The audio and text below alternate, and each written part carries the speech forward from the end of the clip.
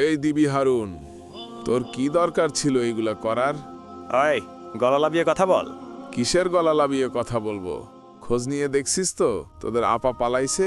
কি বলিস, সত্যি নাকি? আরে হ্যাঁ। তাহলে আমি গেলাম। কোনে যাবি? তোরে দাঁড়া দেখছি আমি। ভাই ভাই, তোকে 1 কোটি টাকা দিব।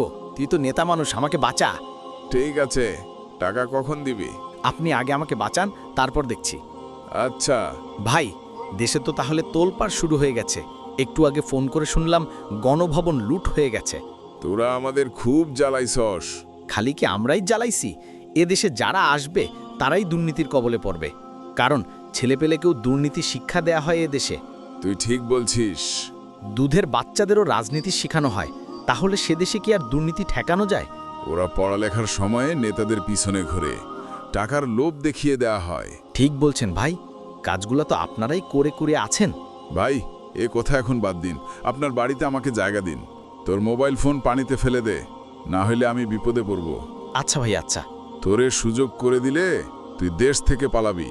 তাহার কল লাগবে না রে ভাই, সুযোগটা দিয়েন।